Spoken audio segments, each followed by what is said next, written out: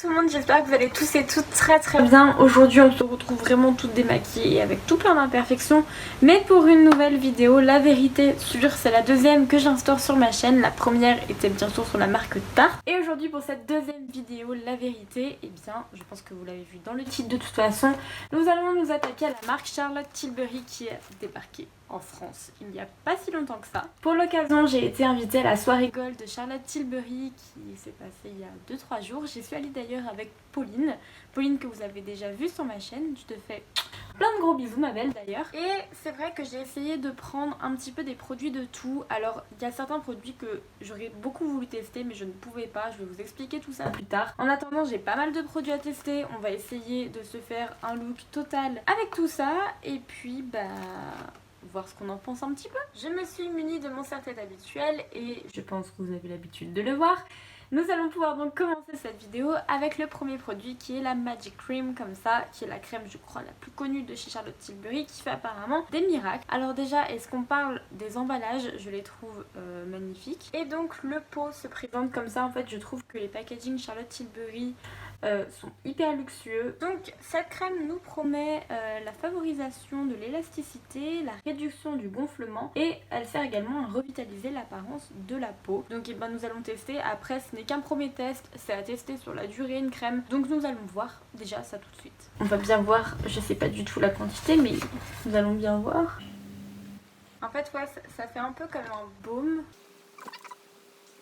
C'est très agréable à appliquer. Alors bien sûr, comme d'habitude, j'ai une peau hyper réactive. Donc bien sûr, vous ne vous inquiétez pas. En fait, dès que je frotte ma peau devient toute rouge. Mais dans 5 minutes, je ne serai plus rouge.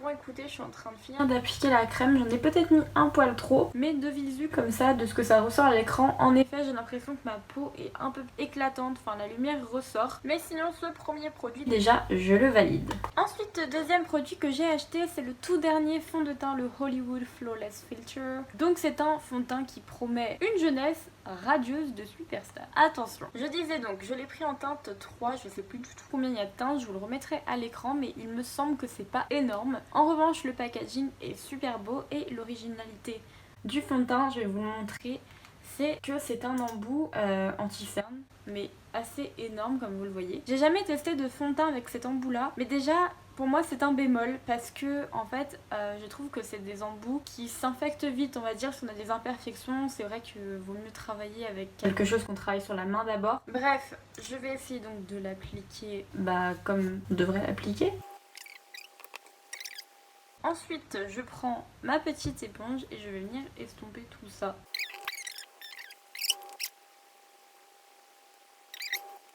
Alors attention, j'ai pas mis de base en dessous, mais là le problème c'est que en fait j'ai l'impression d'avoir la peau hyper grasse. Déjà le fond de teint promet du glow, hein, ça c'est clair et net. Mais là, je veux pas dire, hein, mais de ma première impression, c'est pas du glow que j'ai en fait. J'ai l'impression d'avoir la peau grasse, comme si je venais de courir alors que c'est une peau que j'ai jamais d'habitude. Là, on dirait que j'ai une peau grasse que j'ai pas lavée depuis 3 semaines. Sinon après au niveau de la teinte, finalement on est pas mal, mais là, ce glow, trop glow, me dérange beaucoup. Et pendant que le fond de teint sèche, je tenais à vous préciser que le fond de teint contient 30 ml et coûte 40 €, donc en soi c'est un prix qui est correct je trouve. Bon, le fond de teint en fait ne sèche pas, ça fait déjà 5 minutes que je suis comme ça. Avant de poudrer ce fond de teint, déjà ce que je voulais dire, certes il reste collant, certes il est un petit peu trop glossy, un petit peu trop lumineux pour moi, mais ce que j'apprécie beaucoup c'est que quand je me regarde en fait, j'ai pas l'impression d'avoir du fond de teint sur le visage, en fait il est complètement imperceptible et ça c'est un très bon point pour un fond de teint. Avant de passer à la suite, je voulais faire vraiment une petite pause en fait sur ce fond de teint. En fait, j'ai regardé différentes revues, différents points de vue également, et je me suis rendu compte que finalement tout le monde avait le même avis, que clairement le fond de teint c'était pas à utiliser en fond de teint, mais plutôt pas en base non plus, mais par exemple en point de lumière sous le fond de teint. Donc je l'ai essayé pour partir à la fac comme ça en mettant sur mes pommettes juste une petite pointe et par-dessus appliquer mon fond de teint normal, et ça s'est beaucoup mieux passé. Voilà, il faut juste trouver la bonne utilisation. Je suis stupide, je sais. Allez, on continue, désolée. Quand je suis partie de la soirée Gold, j'ai vu que Charlotte Tilbury en fait avait fait des anti-cernes, mais il y avait presque plus de teinte, donc je me suis dit c'est pas grave Looking, tu testeras une prochaine fois. Et donc pour poudrer mon teint, j'utilise la Airbrush Flawless Finish qui se présente comme ceci, c'est la poudre compacte. Je l'ai prise en teinte numéro 2 médium comme ça. Et donc cette poudre a pour particularité d'être matifiante, donc peut-être que ça va venir un petit peu estomper le glow que j'ai juste là. Déjà le packaging est magnifique, par contre on voit déjà toutes mes traces de doigts dessus. Est-ce qu'on parle de la différence? J'ai passé vraiment très peu de poudre, on ne voit absolument pas la poudre. Est-ce qu'on parle de la différence? Cette poudre est ouf! Vous avez vu comment elle a hyper matifié, surtout que c'était pas gagné avec ça. Hein. Je pense que j'ai vraiment un coup de cœur pour ce produit, vraiment. J'étais tellement impatiente de tester les produits teints que en fait j'ai oublié de faire mes yeux. Vous savez que je fais toujours mes yeux avant. Mais du coup pour tester les yeux j'ai une petite luxury palette comme ça qui est un quatuor en fait de palette. Donc moi j'ai dans la teinte Vintage Vamp. En fait j'ai l'impression comme ça que toutes les teintes sont légèrement irisées, mais il y en a deux qui sont quand même une métallique, une satinée, et là il y a des légères paillettes. On va voir tout de suite ce que la qualité donne, mais 50 € pour une petite palette comme ça, c'est clair que ça fait cher. Donc bon, je pense que je vais faire un halo parce que c'est ce qui me parle le plus avec cette palette. Vous avez donc le nom des 4 teintes juste derrière, donc je vais commencer par la teinte Enhance comme ça, qui est un joli marronné prune un petit peu, que je vais appliquer donc dans mon creux de paupière assez grossièrement entre guillemets. Bon déjà c'est appréciable, on est pigmenté. Bon après ce que je peux vous dire c'est que on n'est pas sur une pigmentation peut-être Anastasia Beverly Hills, mais on est quand même très bien pigmenté. Cette teinte en vrai elle est magnifique, quand on la regarde on a l'impression d'être sur un marron et un prune à la fois. Ensuite je viens prendre la couleur Smoke comme ça, et comme son nom l'indique je vais venir un peu smoker le maquillage, donc je vais l'appliquer en coin externe. Et là pareil on est sur un marron plus foncé avec des sous-tons prunes, c'est très joli. J'ai clairement rien d'autre à vous dire à part que les teintes s'estompent très très bien entre elles. Et donc avec le pinceau que j'avais à la base je reprends toujours la même couleur, sauf que je viens l'appliquer dans mon coin interne. Bon là j'avoue je suis en plein dilemme, c'est est-ce que j'applique que cette teinte au centre ou alors celui-ci. On va faire un petit mélange des deux. Donc on va voir tout de suite si les teintes s'appliquent au pinceau, les teintes lumineuses je parle. Vous voyez pas la lumière. Bon vous le voyez pas de loin, vous avez peut-être l'impression que ça fait terne, mais c'est très très joli. Après je suis un petit peu déçue de cette teinte là qui fait un peu plus chunk de paillettes que fard en fait. Ça fait pas... Enfin, vous voyez le doré ne ressort pas en fait. C'est peut-être pas ma palette préférée mais c'est très joli, ça fait son effet. Pour continuer je n'ai pas pris de liner Charlotte Tilbury, je sais pas trop pourquoi, ça me faisait pas très très envie. Donc je vais utiliser le Better Than Sex de Too Faced. Donc voilà, j'ai fait des traits de liner très longs, très drama, justement pour rester un petit peu dans le thème de cette palette. Vous savez quoi? En fait, ce fond de teint, j'ai l'impression que sous ma peau, sur ma peau dessous, il est tellement gras que je ressens le besoin déjà de poudrer en fait. Je pense pas que ce soit un problème de poudre. En fait, je le sens qu'il reste collant sous la poudre. Je sais pas comment expliquer. Et j'ai l'impression que je vais devoir faire des milliards de retouches. Avant de finir les yeux, donc le ras de cils inférieur et le mascara, je vais continuer mon teint. Et pour ça, je vais utiliser une palette que vous m'avez déjà vu utiliser. Il s'agit de la Glowgasm, qui est une palette en édition limitée. Je ne l'ai pas vue sur le stand Sephora de Lyon Pardieu.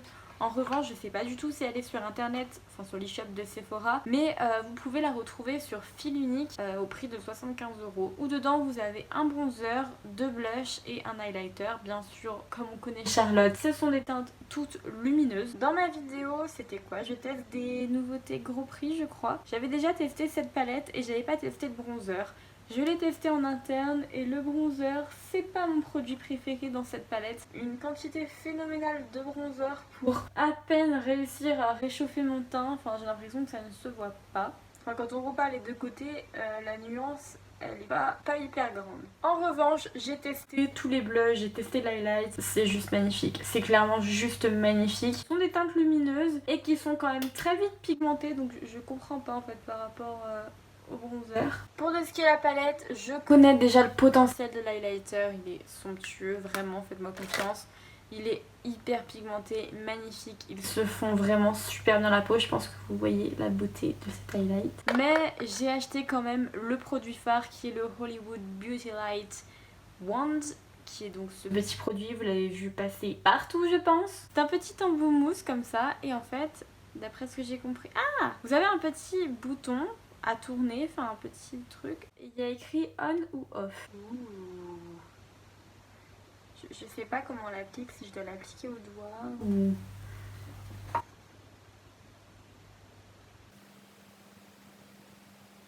C'est vraiment très joli. Et quand on regarde ma peau, on a l'impression que j'ai rien dessus.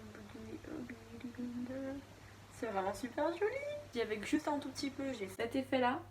Mais alors, si j'en mets plus, quel effet je vais avoir? Donc là, c'est un énorme, mais énorme coup de cœur avec la poudre pour l'instant. Et la crème, c'est là-haut. On va dire que j'en ai fini pour mon teint qui est extrêmement lumineux. C'est pas du tout quelque chose que je porte au quotidien. J'aime les choses lumineuses, mais là, tout est trop lumineux. Clairement, je pense que voilà, on s'en rend compte à la caméra. Tout est beaucoup trop. Petite anecdote et problème avec les produits à sourcils de chez Charlotte Tilbury. Je voulais pas un crayon à sourcils parce que j'en ai déjà plein et ça reste un crayon à sourcils. En revanche, je voulais bien tester un mascara à sourcils. Les teintes ne m'allait pas du tout, donc j'ai laissé tomber. Voilà, j'aurais bien aimé, mais bon Charlotte, s'il te plaît, sors plus de teinte, pense à nous. Et on va finir ensuite avec les rouges à lèvres. Donc ça, si vous avez vu mon haul de Londres, vous les avez déjà vus. Ce sont des rouges à lèvres, les tout derniers, les Hot Lips. Donc j'en ai acheté 3. Le premier que j'ai acheté, c'est celui-ci. Le packaging est juste trop beau. Donc celui-ci, c'est le Patsy Red. Je vais vous montrer. C'est donc un rouge qui tire légèrement sur le framboise et je trouve ça magnifique. C'est clairement pas la teinte que je porterai aujourd'hui parce que ça va pas du tout avec le maquillage, mais cette teinte est beaucoup trop belle. Le deuxième que j'ai, c'est le Glowing Jane et celui-ci, ce n'est pas un mat. Le packaging est toujours aussi beau, clairement. On est sur une teinte un petit peu soutenue, nude mais soutenue, qui tire un petit peu sur le marron. Vraiment, cette teinte est très jolie aussi. Et enfin, la dernière teinte, c'est une teinte mate, donc avec un packaging toujours aussi beau, qui s'intitule Viva la Vergara. Et là, c'est une teinte bordeaux, mais bordeaux quand même assez nude en fait. C'est pas le bordeaux. En fait, ça fait plus une teinte vieux rose marronné, qui est juste là en fait. Elle se rapproche vachement de celle-ci. Mais je la trouve très belle. Bon, du coup, j'ai appliqué la teinte Viva la Vergara et finalement, c'est une teinte qui se rapproche quand même beaucoup de mes lèvres, je trouve. Et c'est une teinte que je trouve très jolie, sinon bien sûr je ne l'aurais pas prise. On en a enfin fini pour cette vidéo, je suis trop contente d'avoir enlevé mon serre-tête parce que ça me donnait mal à la tête, vous pouvez pas vous imaginer comment. Très clairement, Charlotte Tilbury, j'ai un peu un avis mitigé, si je dois être franche, pour un premier crash test comme ça. Et pour dire la vérité, c'est le principe de la vidéo. La crème, je pense que je vais la valider à 2000%, voire même à 3000. Je suis pas sûre qu'il me convienne parce qu'en fait, là ça fait déjà 2 fois que j'ai poudré mon teint. Et en fait, je le sens en dessous quand je touche ma peau. Et j'ai l'impression qu'en fait, la poudre est venue cacher quelque chose qui va tout bouger en dessous. Au niveau de la poudre, elle matifie très bien. Je pense que vous l'avez largement vu sur la vidéo, clairement. Donc c'est un gros oui pour cette poudre, je la testerai avec d'autres fonds de teint que je connais. Ensuite au niveau de la Glowgasm, la petite palette pour le teint qui est en édition limitée, je la trouve magnifique, les fards sont magnifiques. Après, oui c'est une édition limitée, oui elle est trop jolie, oui on fait quand même la collection des produits, on va pas se le cacher. Mais 75 € pour 4 fards dont un bronzer qui ne marque absolument pas. Et ben finalement je pense qu'on peut trouver mieux ailleurs. Ensuite pour revenir à cet highlighter, gros coup de cœur, franchement je vous dirais mais foncez l'acheter, vraiment c'est le produit Charlotte Tilbury que vous devez avoir. Ensuite pour la petite palette pour les yeux, donc je l'ai en teinte Vintage Vamp comme ça. Qu'en pensez? Bon c'est une bonne petite palette mais elle me transcende pas plus, sachant qu'il y a ce petit fard là, juste là, où j'ai l'impression que c'est plus des chunks de paillettes qu'autre chose. Elle me transcende pas plus. C'est pas en top, c'est pas en flop. Et enfin, les rouges à lèvres comme ceci, que ce soit la collection classique ou celle-ci, je vous dis oui. Là, je le porte sur mes lèvres, j'ai l'impression que je ne porte rien sur mes lèvres. Je pense que ces rouges à lèvres sont vraiment bien, donc penchez-vous sur leur cas. Donc pour conclure sur la marque Charlotte Tilbury, on a fait un petit peu le tour des produits que j'avais achetés pour vous dire la vérité. On a autant des produits qui sont très bien que des produits qui sont moins bien. Je teste sur ma peau, mais ma peau n'est pas forcément adaptée au fond de teint. Peut-être que j'ai une peau qui est peut-être trop mixte, je ne sais pas. C'est comme dans toutes les marques, il y a vraiment des excellents produits, d'autres moins bien. On a les conditions de notre peau. Enfin bref, de toute façon, là ce que je dis, ça tourne en rond. Charlotte Tilbury, c'est une marque qui est très chère, il faut avoir quand même. Et n'hésitez pas, vous non plus, à donner votre avis sur la marque. Sur ce, tout plein de bisous. Et je vous dis à très vite. Bisous bisous.